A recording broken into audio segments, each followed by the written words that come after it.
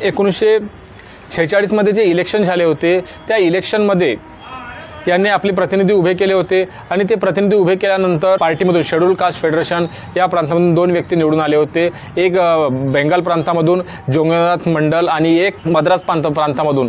तर बाबासाहेबसुद्धा या इलेक्शनमध्ये हारले होते, ते मुंबईच्या उत्तर याच्या। तर बाबासाहेबांनी जो विचार केला होता की आपल्या अस्पृश्यांचे प्रश्न मांडण्याकरिता अस्पृश्यांना काही अधिकार संविधान सभेमध्ये मिळण्यात यावे, हा त्यांचा मुख्य उद्देश होता की संविधान सभेमध्ये जाण्याकरिता। कारण की बाबासाहेब आंबेडकर यांच्याकडे जी विद्वत्ता होती आणि त्यांची एक तळमळ होती, आपला अस्पृश्य वर्गांकरिता कोणी प्रश्न मांडणारा त्या संविधान सभेमध्ये नाही राहणार तर मग माझ्यावाल्या अस्पृश्य समाजाचे का होईल बा म्हणून। तर कारण की सर्व तोच समाज राहील। तर बाबासाहेब आंबेडकर यांनी पूर्ण फार दुःख झाले बाबासाहेब आंबेडकरांना, कारण की त्याच्यावर 2च सभासद निवडून आले होते। तर जोगेंद्रनाथ मंडल हे जे बंगाल प्रांतामधून निवडून आले होते, खुनासा आणि जोनार अशा प्रकारचे 2 तिथून ते आहेत प्रांत।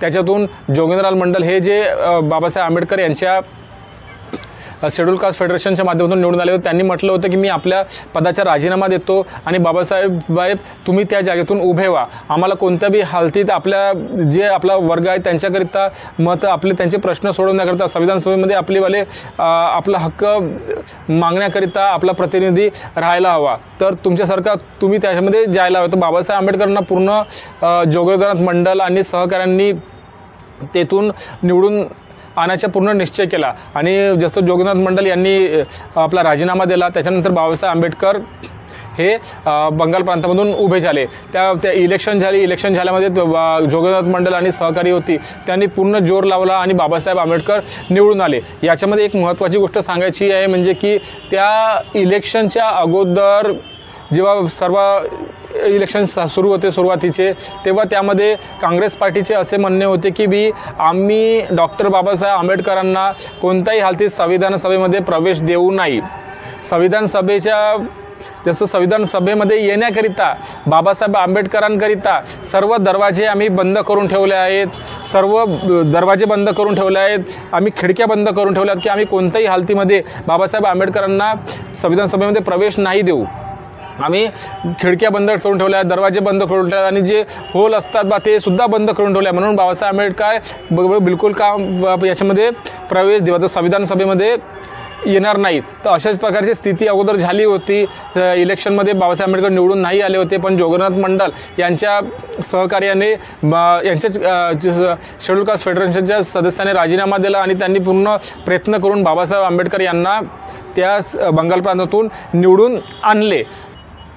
तर अशा प्रकारे बाबासाहेबांनी संविधान सभेमध्ये प्रवेश घेतला। परंतु तो जो बंगाल प्रांत हा प्रांत ज्याच्यातून बाबासाहेब निवडून आले होते तो प्रांत पाकिस्तानमध्ये गेला, त्या कारणाने आणखी बाबासाहेबांचा मोकळा रस्ता झाला नाही, कारण की तो पावसात तिकडे झाला। तर बाबासाहेबांना हिंदू जिथे आपण राहतो महाराष्ट्रामध्ये भारतामध्ये त्या हिंदू समाज तिथे राहून शानी बाबासाहेबांना परिवर्तन घडवून आणायचं होतं। तर त्याच्यानंतर जे बाबासाहेबांची जी विद्वत्ता होती, बाबासाहेबांनी जे ज्ञान अर्जित केलं होतं, याच्या अगोदर आपण बघितलं आहे की बाबासाहेबांनी विद्यार्थी अवस्थेमध्ये असताना त्यांनी कोलंबिया विद्यापीठमधून उच्च पदवी मिळवल्या, त्याच्यानंतर लंडन स्कूल ऑफ इकॉनॉमिक्समधून उच्च पदव्या मिळवल्या।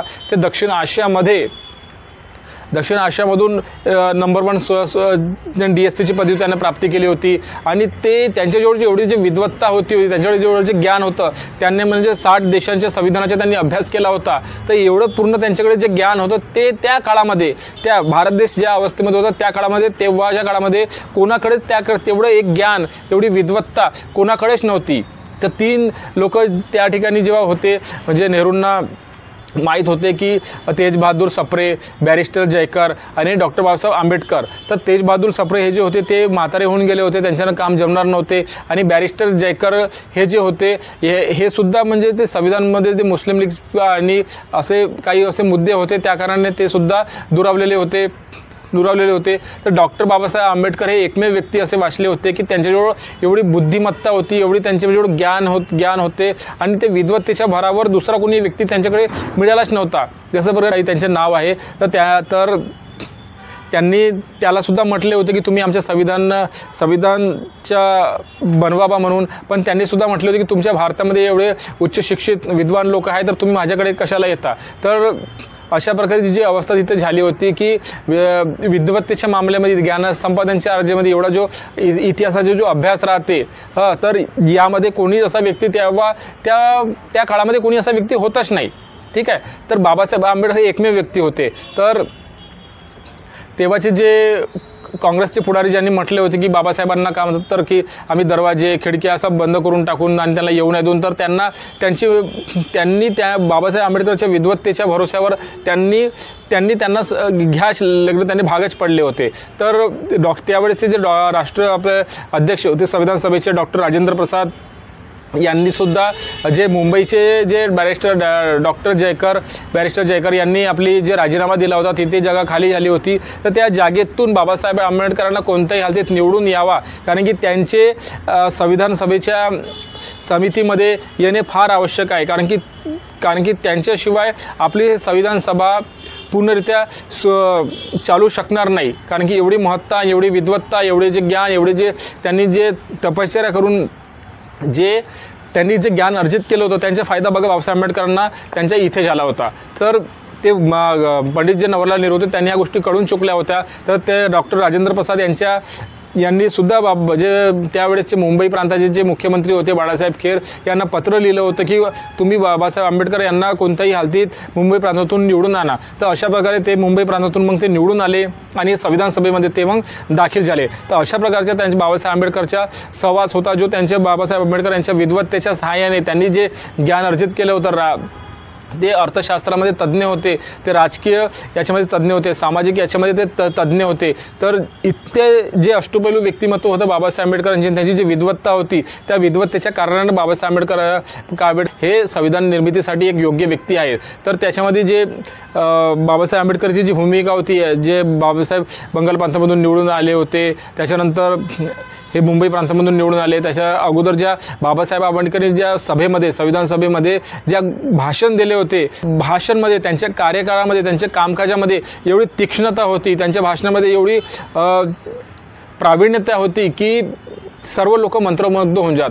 त्याने बाबासाहेब आंबेडकर जेव्हा बॅरिस्टर जयकर यांनी संविधान सभेमध्ये मुस्लिम लीगने बहिष्कार केला होता, तर जो प्रश्न उभा झाला होता की कारण की ते अधिवेशन चालू नव्हते होत, कारण की बॅरिस्टर जयकर यांचे म्हणणे होते की मुस्लिम लीगचा सुद्धा याच्यामध्ये सहभाग असायला हवा. तर बाबासाहेब आंबेडकरांना डॉक्टर राजेंद्र प्रसाद यांनी भाषणाकरता उभे केले.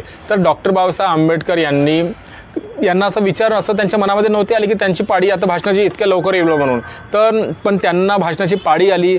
त्यांनी आपल्या जे त्यांच्याकडे जे विद्वत्ता हासिल होती आणि जे त्यांची प्रामाणिक निष्ठा होती, त्या प्रामाणिक निष्ठेच्या भरोश्यावर त्यांनी कृतज्ञता व्यक्त केली, आपल्या भाषणाला सुरुवात केली. भाषणामध्ये त्यांनी सांगितले की आपण भले प्रांती आणि समाजामध्ये विखुरलेले आहोत, पण एक दिवस असा येईल की आपण सर्व एक होऊ आणि एक होण्याकरता आपण सर्वांनी मिळून आणि एकत्र यायला पाहिजे. आणि आपला उद्देश भारताला कशा एक प्रकारे लोकशाही संविधान आपल्याला देता येईल आणि कशाप्रकारे आपण एक लोकशाहीला सामोर घेऊन जाऊ. तर अशा प्रकारे त्यांचे भाषण म्हणजे इतके मंत्रमुग्ध करून टाकणारे होते की त्या काळामध्ये जे विरोधक बसले होते त्यांच्या भाषणाला हाणून पाडण्याकरता त्यांना कुठं असा मुद्दाच मिळाला नाही की त्यांच्या भाषणाला ते हाणून पाडतील. भक्ती आहे, त्यांची जी राष्ट्रनिष्ठा आहे त्या भाषणातून, त्यांच्या त्या कामकाजातून सर्वांना दिसून आली. तर अशा प्रकारे बाबासाहेब आंबेडकर यांना डॉक्टर राजेंद्र प्रसाद यांनी आणि पंडित जवाहरलाल नेहरू यांनी मसुदा समिती नेमण्यात आली. मसुदा समितीमध्ये 7 मेंबर नेमण्यात आले आणि त्यांना मसुदा समितीचे अध्यक्ष ठरवण्यात आले. तर मसुदा समितीचे अध्यक्ष ठरवल्यानंतर मसुदा निर्मितीचा कच्चा आराखडा तयारण्यात आला. कच्च्या आराखड्यानंतर जी प्रारूप देण्यात आले होते, ड्राफ्ट कमिटी जी बनली होती, त्याच्यामध्ये बाबासाहेब आंबेडकर बरोबर आणखी 7 व्यक्ती होते. तर त्यांनी पुष्कळ मेहनत घेतली आणि जो संविधान बनवण्यात आले, कारण की बाबासाहेब आंबेडकरकडे पूर्ण 60 देशांच्या संविधानाचा अभ्यास होता आणि त्यांची एक गोष्ट त्यांना त्याच्यातून कळून चुकली की आपल्या ह्या देशामध्ये आपला जो समाज विखुरलेला आहे, जो प्रांतामध्ये डिवाइड आहे, जो धर्मामध्ये डिवाइड आहे, यांना सर्वांना एकत्रितरित्या कशाप्रकारे एका समतोल याच्यामध्ये सर्वांना समानता, बंधुत्व स्वातंत्र्यता देण्यात येऊनसानी कशाप्रकारे त्यांना उच्च शिखरावर घेऊन नेल्या जाईल, आपल्या देशाला कशी प्रगतीच्या राष्ट्रावर घेऊन नेल्या जाईल बा म्हणून, जिथे सर्वांना समानतेचा अधिकार, स्वातंत्र्याचा अधिकार राहील आणि सर्व जे विखुरलेला समाज आहे, विखुरलेले पुष्कळसे धर्म आहेत, पुष्कळसे प्रांत आहेत, त्यांना कसं एका याच्यामध्ये आणल्या जाईल. तर अशा पद्धतीने बाबासाहेबांनी आपली पूर्ण विद्वत्ता, आपला पूर्ण वेळ त्याच्यामध्ये दिला. आणि एक भारताकरिता अलौकिक असे संविधान निर्माण केले. तर बाबासाहेबांना हे पूर्ण संविधान निर्मिती करण्याकरिता 2 वर्ष 11 महिने 18 दिवस लागले. पण याच्यामध्ये बाबासाहेबांची प्रकृतीसुद्धा फार खालावून गेली होती.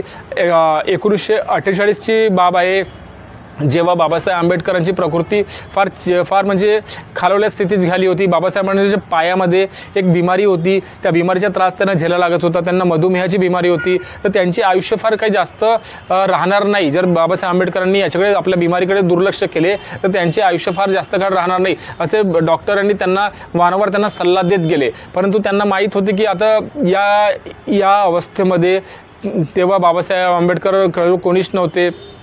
ठीक आहे.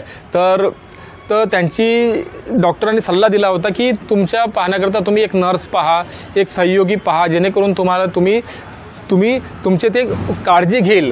ठीक आहे. आणि तुम्ही आपले कार्य व्यवस्थित करू शकाल. तर बाबासाहेबांनी जे आपले रमामाता जे आहे, ज्यांचा मृत्यू अगोदरच झालेला होता, तर त्यांनी वचन दिले होते की मी रमाबाईंना का म्हणतं दुसरे लग्न करणार नाही. परंतु ही जी परिस्थिती आली होती की बाबासाहेबांची अवस्था फार म्हणजे डाऊन झाली होती आणि त्यांना त्यांच्या तब्येतीच्या पाहण्याकरता एक म्हणजे शुश्रूषा आवश्यकच होती. तर त्या काळामध्ये जिथे ते बाबासाहेब आंबेडकर आपले रोगनिदान करण्याकरिता जात होते, तिथं एक नर्स होत्या, डॉक्टर होत्या. तिथं काम झालं, त्यांच्याबरोबर भेट झाली त्यांचीवाली. त्यांचं नाव होतं सविता म्हणून, आणि ते कबीर याचे होते, ब्राह्मण होते. तर त्यांची बोलणे चालणे झाले आणि कुठेतरी त्यांचे जे मैत्री झाली होती, त्यांच्यातून त्यांनी ठरवले की आता आपले समोरचे म्हणजे जर आपण कोणती दुसरी नर्स वगैरे ठेवू आणि जर ते आपल्या सहयोग करत, तर लोकांना बोलण्याचे पुष्कळचे लोक राहतात की ते म्हणजे टीका करणारे राहतात. तर बाबासाहेब आंबेडकरांनी त्यांच्याबरोबर त्यांच्या सहमतीने दोघांनी मिळून एप्रिल महिन्यामध्ये 1948ला विवाह केला. आणि त्याच्यानंतर सवितामाईंनी सुद्धा बाबासाहेबांची फार काळजी घेतली आणि त्यांना वेळेवर त्यांच्या बिमारीवर लक्ष देऊनसाठी त्यांनी त्यांच्या सहयोगाने, सवितामाईच्या सहयोगाने त्यांनी मग आपले समोरचे कार्य सुरळीत केले. तर असा जो संविधान निर्मितीचा जो काळ होता, याच्यामध्ये सुद्धा फार बाबासाहेबांना कष्ट झेलावे लागले. कारण की जे 7 मेंबर होते, त्या 7 मेंबरमधून काही एकाचा मृत्यू झाला होता, जे त्याची भरपाई जागा नव्हती झाली. एक बिमार होते, एक काही म्हणजे दिल्लीच्या दूर राहत होते. तर अशा प्रकारचा जो व्यवहार होता बाबासाहेबांवर त्यांच्यावरती पूर्ण कार्यभाराची जोर आली होती. कारण की संविधान सभेमध्ये जे टी कृष्ण मेनन आहेत, त्यांनी ह्या गोष्टी सांगितल्या सुद्धा होत्या आणि बाबासाहेबांच्या विशेष करून नाव घेतले होते की त्यांनी किती पराकाष्ठेने, परिश्रमाने हे संविधान तयार केले. कारण की जे दुसरे जे मेंबर होते ते पूर्ण सहयोग देऊ शकले नाही. ठीक आहे. तर अशा प्रकारे बाबासाहेब आंबेडकरांनी 24 नोव्हेंबर 1949ला पूर्ण जे 2 वर्ष 11 महिने 18 दिवस लागले, ते आपला डॉक्टर राजेंद्र प्रसाद शर्मा यांना संविधानाची प्रति भेट दिली. तर जेव्हा ते अखेरचे जे भाषण झाले होते, त्या भाषणामध्ये डॉक्टर बाबासाहेबांनी सांगितले होते की त्यांनी अगोदर तर जे माझे एकट्याचे हे श्रेय नाही आहे, त्यांनी सांगितले होते की जे BN राव आहेत, जे मुखर्जी आहेत, यांनी सहयोग सुद्धा केला आहे आणि बाकीचे जे पूर्ण मंडळ आहेत वरपासून तर जे खालच्या लेवलचे जे कर्मचारी होते, त्यांनी सर्वांचे त्यांनी आभार मागितले आणि जे बंडखोर होते त्यांचे सुद्धा त्यांनी सहयोग दिल्यामध्ये जे मूलभूत तत्त्वे वगैरे जे आपण त्यांनी टाकलेले होते, ते त्यांनी सर्वांचे आभार मागितले आणि सहयोगवरती आभार व्यक्त केला. डॉक्टर राजेंद्र प्रसाद यांनी सुद्धा जे त्यांना सहयोग दिले होते संविधान सभेच्या याच्यामध्ये, तर त्यांनी त्यांचे सुद्धा आभार मागितले. असे त्यांनी म्हटले की आपल्या भाषणामध्ये की आपला हा जो संविधान आहे, हा याच्यावर जास्त काही बोलण्यासारखे एवढंच आहे की संविधान चालवणारे लोक जर चांगले असतील तर संविधान कसाही असू द्या तो चांगला साबित होईल. पण जर संविधान चालवणारे लोक जर खराब असतील तर तो संविधान किती चांगला राहू द्या तो वाईट साबित होईल. ठीक आहे. तर अशा प्रकारचे महत्त्वाचे म्हणजे चालवणारे लोक सही पाहिजे. जे लोकांमध्ये कर्तव्यनिष्ठता आहे, त्यांना राष्ट्रप्रेम आहे, तर ते त्या संविधानाला योग्यरित्या घेऊन चालवतील बा. तर अशा प्रकारे बाबासाहेब बाबरचे राष्ट्रनिष्ठेविषयी फार छान असे तिथे भाषण झाले आणि ही जी संविधान निर्मितीची प्रक्रिया आहे ती पूर्ण झाली होती. तर त्याच काळामध्ये 1948 ते 1951 पर्यंतचा जो काळ आहे, बाबासाहेब आंबेडकरांनी हिंदू कोड बिल हा कायदा तयार केला होता.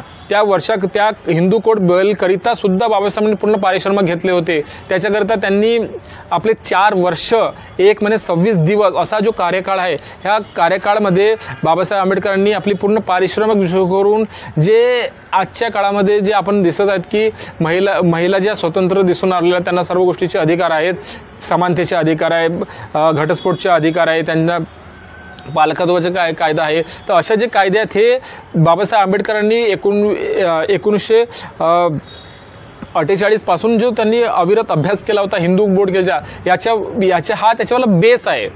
कारण की बाबासाहेब आंबेडकरांनी जो हिंदू बोर्ड कायदा केला होता हा बेस आहे. जे म्हणजे महिलांना त्या काळामध्ये कोणतेच अधिकार नव्हते.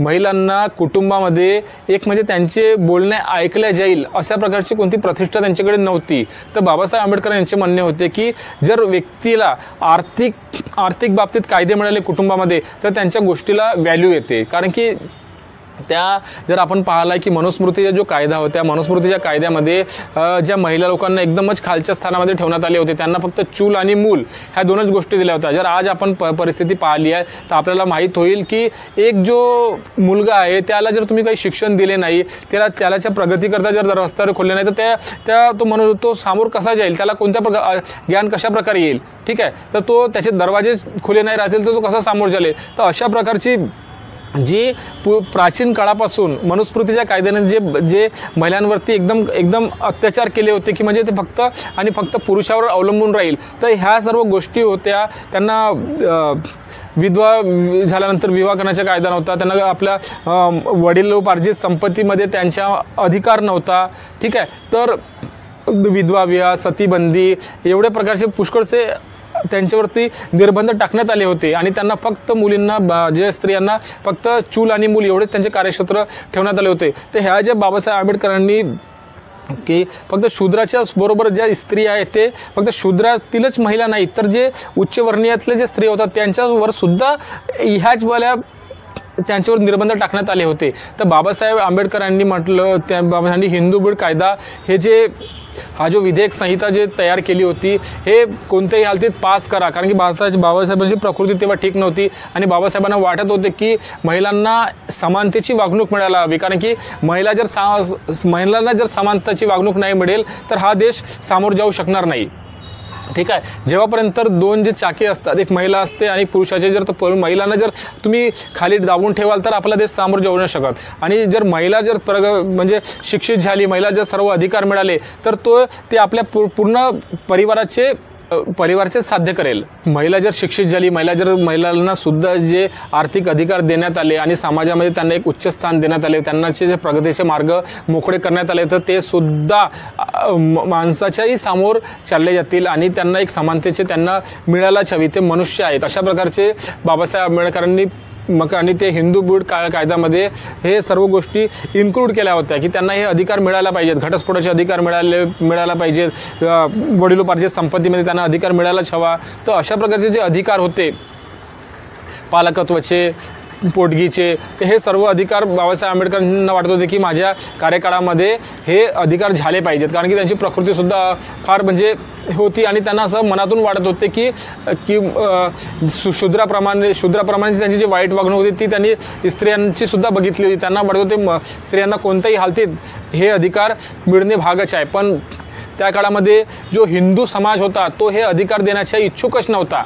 त्यांना असं वाटत होतं की हा जे बाबासाहेब आंबेडकरांचे जे हिंदू कोड बिल आणलं आहे हे आमच्या हिंदू धर्मावर एकदम ते प्रहार करून राहिले आहेत.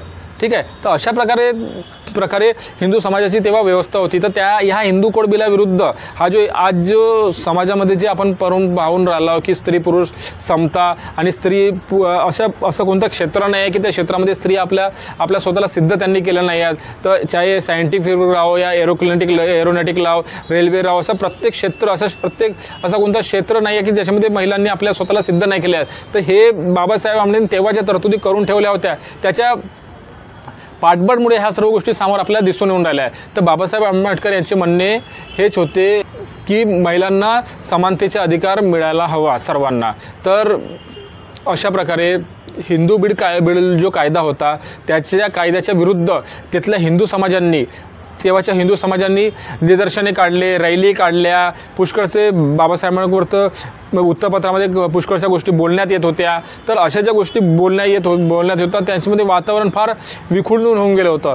खुद संविधान सभेमध्ये जे संविधान काँग्रेसच्या आतमध्ये सुद्धा याच्यामध्ये विद्रोहाचे वातावरण तयार झाले होते.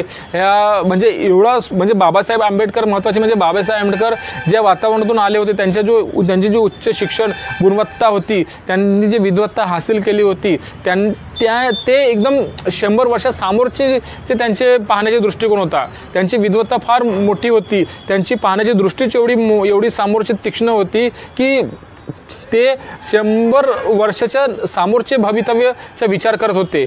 तर एक दिवस सवितामाई आणि बाबासाहेब जात असताना जे महिला लोक जे निदर्शने करत होते, तर महिला लोक निदर्शन करत असताना बाबासाहेब आंबेडकरांचा विरोध करत होते. तेव्हा माईसाहेब यांनी विचारले सुद्धा की तुम्ही ह्या स्त्रियांकरता एवढे करून राहिले, यांच्या चांगल्यासाठी करून राहिले, यांच्या समानतेसाठी करून राहिले, यांच्या प्रगतीसाठी ह्या गोष्टी तुम्ही हिंदू कोड बिल आणून राहिले, पण ह्या जो स्त्रिया आहेत ह्या स्त्रियासुद्धा तुम्ही तुमच्या विरोध करून राहिल्या. तर बाबासाहेब आंबेडकर यांचे असे म्हणणे होते की आज ह्या ज्या स्त्रिया आहेत आज यांना माझेवाले पारिश्रमिक समजून नाही येत आहे, पण आजच्या 2 पिढ्या जातील तेव्हा यांना समजू येईल की बाबासाहेब आंबेडकरांनी यांच्याकरता किती महत्त्वाचे आहे. जो हिंदू कोड बिल जो बेस त्यांनी तयार केला होता किती महत्त्वाचा होता बा म्हणून.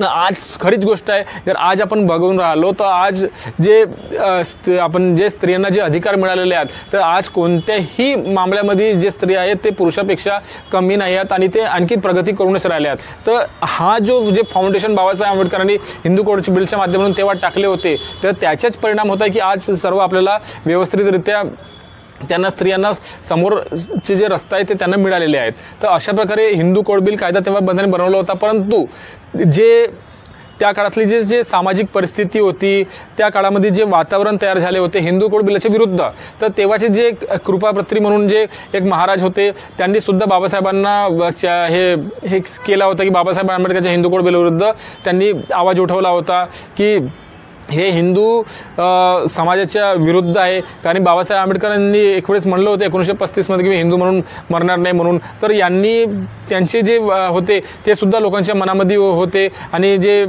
हिंदू समाजाचे जे महाराज होते सनातनी महाराज, कृपा महाराज, त्यांनी सुद्धा म्हटलं होतं की हे आमच्या हिंदू समाजाच्या विरुद्ध आघात आहे बा म्हणून.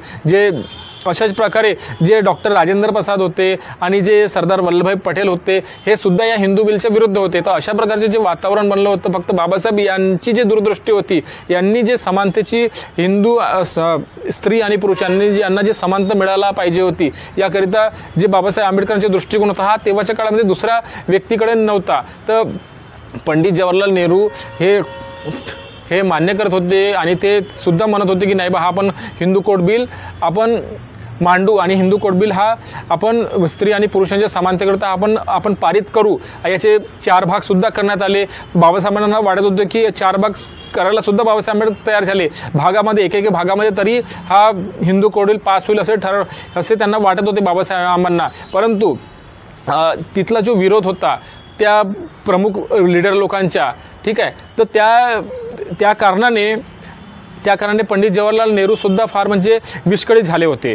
आणि त्यांनी बाबासाहेब आंबेडकर सांगत होते की मी करतो, परंतु ते एक म्हणजे निष्पक्षरित्या जो प्रामाणिकपणाने जे प्रयत्न करायला हवे होते ते करीत नव्हते. हे बाबासाहेब आंबेडकरांना समजू आले. कारण की ते पंडित जवाहरलाल नेहरूंचाही असा दृष्टिकोन होता की समोर आणखी इलेक्शन आहेत, 1952 इलेक्शन होणार आहेत, तर त्या इलेक्शनच्या सुद्धा परिणाम होईल आपल्या या पार्टीवरती. ह्या गोष्टीच्या सांगड घालून ते सुद्धा त्यांनी समोर असा विचार केला की हा जो हिंदू कोड बिल आहे आपण त्यांनी संविधान सभेमध्ये म्हटले की आता हा हिंदू कोड बिल आपण याच्यामध्ये आपण स्वीकृत करणार नाही आहोत। तर हा जो बाबासाहेब आंबेडकरांनी एवढं 4 वर्षापासून जो त्याच्यावर परिश्रम केले होते, हा बाबासाहेबांना कुठंतरी नैतिक त्यांना मनामध्ये फील झाले आणि वाटले की नाही बा आपण जे विचार करून राहिलो हा त्याच्याकरता आघात आहे। कमीत कमी 1-2 विधेयक तरी बाबासाहेब एक जो संहिता आहे ते तरी पारित भागामध्ये तरी पारित व्हायला पाहिजे होते, जेणेकरून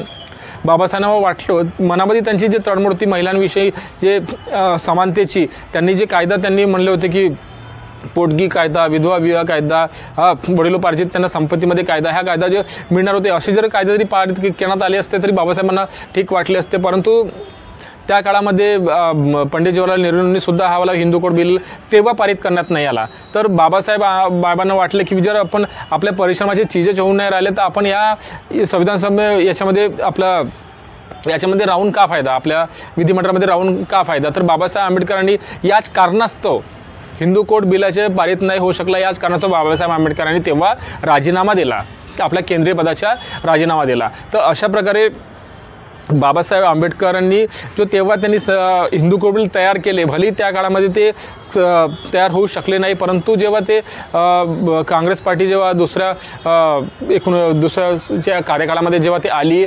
विधानसभेमध्ये प्रचंड बहुमताने निवडून आली, त्या काळामध्ये बाबासाहेब आंबेडकर हे राज्यसभेवर होते, परंतु त्या राज्यसभेवर असताना त्यांनी त्यांच्याच कार्यकाळामध्ये 1956-56च्या दरम्यानमध्ये हे जो हिंदू कोड बिल आहे हा कायदा भागाभागाने तो स्वीकृत करण्यात आला आणि कायद्यामध्ये त्याचे रूपांतर होत गेले। इथे महत्त्वाची गोष्ट हे आहे की बाबासाहेब आंबेडकरांनी जो दूरदृष्टीपणा, जो त्यांची जे पाहण्याची दृष्टी होती, ठीक आहे, तर ते त्या काळामध्ये कोणाकडेच नव्हती, ठीक आहे। तर जर बाबासाहेब यांच्या म्हणण्यानुसार जर त्या गोष्टी केल्या असत्या तर जर आपण विचार करतो की आपला देश आज कोणत्या स्थितीमध्ये आहे, ठीक आहे, जर त्यांची एक गोष्ट जर त्या काळामध्ये मंजूर झाली असती, जे कारण ती की आज त्या गोष्टी लागू आहेत, ठीक आहे, जे हिंदू कोड बिल जे त्यांनी बाबासाहेबांनी फाउंडेशन तयार केलं त्या लागू झाल्या आहेत आणि त्या लागू झाल्या कारणास्तव आज स्त्रियांना एवढे मोठे अधिकार मिळालेले आहेत, ठीक आहे। तर या ज्या गोष्टी अशा तेव्हाच लागू झाल्या असत्या तर आपण आजच्या स्थितीतून आणखी काही दशके सामोर राहिलो असतो, ठीक आहे। आपली जी आजची स्थिती आहे त्या स्थितीच्या काही गुणा समोर आपण आजच्या स्थितीमध्ये राहू शकलो असतो, कारण की आपण त्याच्यामध्ये मागे गेलो, ठीक आहे। आपण जर बाबासाहेबांची तेव्हाची गोष्ट ऐकली असते तर आज आपण सामोर राहिलो असतो। तर म्हणजे एवढं नुकसान होतं एका विद्वत्त माणसाचे आणि एका दूरदृष्टी पाहणाऱ्या माणसाचे एक योग्य निर्णयाच्या जर त्याला स्वीकृती नाही मिळाली तर